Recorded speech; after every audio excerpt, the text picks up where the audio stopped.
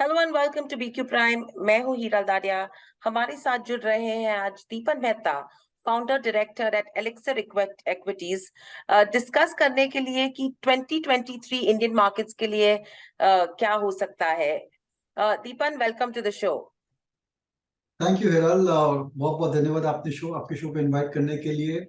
और पहले से ही नए साल की बहुत बहुत शुभकामनाएं आपको और पूरी बीक्यू की टीम के लिए। Thank you so much Deepan. Deepan, मेरा फर्स्ट सवाल है आपके लिए कि 2022 में हम लोग ने ऑलरेडी देखा कि निफ्टी और सेंसेक्स ने रिकॉर्ड हाई लेवल्स अचीव किए। आपके हिसाब से अभी 2023 में क्या हो सकता है? क्योंकि काफी लोग 22,000 23,000 निफ्टी के लिए, प्रॉब्लली 65 to 70,000 लेवल सेंसेक्स के लिए ट्रैक कर रहे हैं। तो ओवरऑल आपको लगता है कि सेंटिमेंट इतना पॉजिटिव है और ग्लोबल फैक्टर्स जो है उसके साथ हम ऐसे लेवल्स अचीव कर पाएंगे? आपका आउटलुक क्या है? देखिए, 2023 का आउटलुक बहुत ही पॉजिटिव है। और ये जो साल है, ये जो डेकेड है, वो इंडिया का है। और जिस हिसाब से गवर्नमेंट पॉलिसीज आई है, जिस हिसाब से हमने बड़े बड़े रिफॉर्म्स इंप्लीमेंट किए हैं in the last decade, I think we are seeing going to see the full benefit of that in this decade. और we are seeing a lot of excitement, a lot of interest from domestic investors, domestic industrialist, global MNC companies as well. So 2023 मेरे हिसाब से I think बहुत ही बढ़िया साल रहेगा। और 2022 में इतने सारे प्रॉब्लम्स आए थे, इतनी सारी इश्यूज थी, जियोपॉलिटिकल इवेंट्स थे, इन्फ्लेशन, इंटरेस्ट रेट्स, कमोडिटीज। इसके बावजूद भी अपना मार्केट टिका रहा, it was on the high side. I think ये एक हम्म। फाउंडेशन बिल्ड हो चुका है for a very good 2023 and beyond.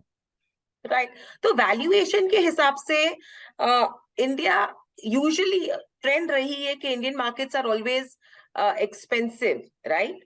But ये वैल्यूएशंस अगर नेक्स्ट ईयर भी देखा जाएगा तो हम एक्सपेंसिव ही रहने वाले हैं।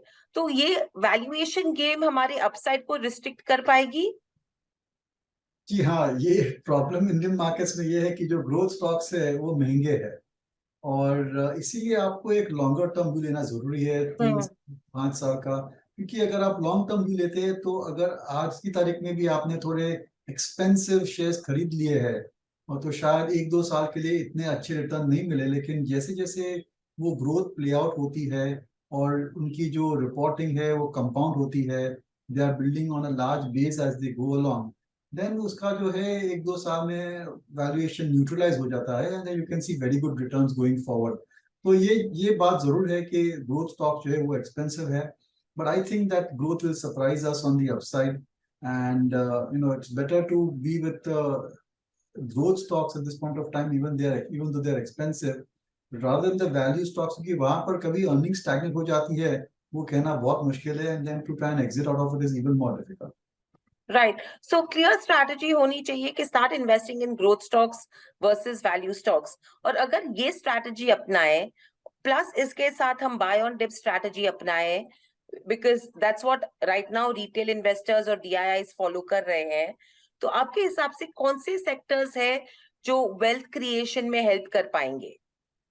देखिए, मेरी सलाह तो यही रहेगी हर निवेशक को कि अपनी पोर्टफोलियो को ध्यान से देखिए, और एटलीस्ट 35-40% आपका पोर्टफोलियो बैंक्स या एनबीएफसी में होना चाहिए।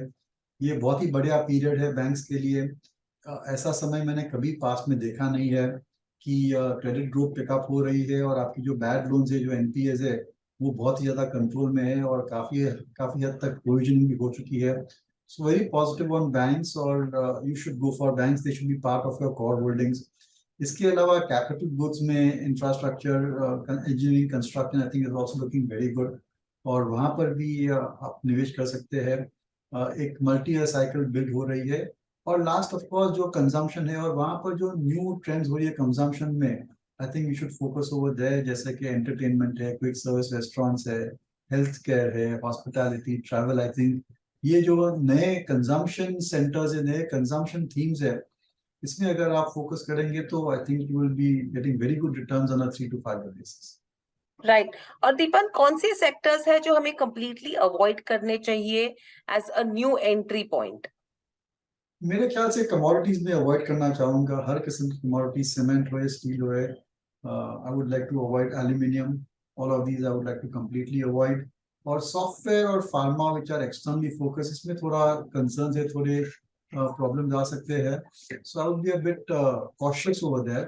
पर इतनी ज्यादा वैरायटी है, इतनी ज्यादा अच्छे सेक्टर्स है इंडिया में निवेश करने के लिए कि आप उनमें फोकस करेंगे. And go for mid cap stocks. I would say mid cap index, small cap index is under perform broader market in 2022, और ये ट्रेंड जरूर से रिवर्स हो सकती है. तो अच्छी रिसर्च कीजिए, ग्रोथ कंपनीज खरीदिए, good quality management, good quality business में आप खरीदेंगे तो आप हमेशा विनर रहेंगे इंडियन स्टॉक मार्केट्स में. राइट. ये हो गया दीपक ओवरऑल स्टॉक मार्केट के पर्सपेक्टिव से. अभी आप इंडियन इकोनॉमी के पर्सपेक्टिव से देखेंगे, जो एक मेजर फैक्टर है स्टॉक मार्केट को इम्पैक्ट कर सकता है, राइट. दो हम लोग ने काफी थ्रेट्स देखी है ग्लोबल स्लोडाउन के वजह से. हम लोग के इंडियन इकोनॉमी ने काफी स्ट्रेंथ बताई है काफी एरियाज में.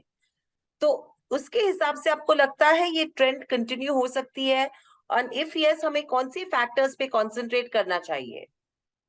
देखिए, आई थिंक इंडियन इकोनॉमी एक बहुत ही अच्छे फाउंडेशन पर है, और अगर इस बजट में बिकॉज ऑफ हायर रेवेन्यूज अगर कुछ टैक्स कट्स आ जाते हैं, देन आई थिंक मार्केट्स में जो फील गुड फैक्टर है वो और भी ज्यादा बढ़ सकती है.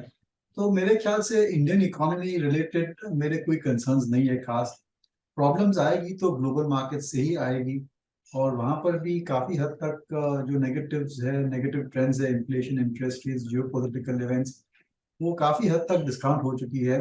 But if something fresh comes up over there और एक रिस्क ऑफ ट्रेड चालू हो जाता है ग्लोबली, देन जो कॉन्सेंट्रेटेड सेलिंग आती है एफआईज की, वो उसका उसका मैंने पूरा काउंटर करना बहुत मुश्किल पड़ जाता है. Then we could see a correction over here as well. पर I think from Indian economy corporate earnings perspective के हिसाब से I think we are on very good sound footing. तो ओवरऑल काफी स्ट्रॉन्ग सेटअप से हम 2023 एंटर कर रहे हैं, और वेदर वो सस्टेन होता है कि नहीं, वही हमें अभी देखना है यहाँ से. Thank you Deepan, thank you so much for joining us on the show. आपको और हमारे व्यूअर्स को नए साल की शुभकामनाएं. Thank you, and same to you and your team. Thank you so much.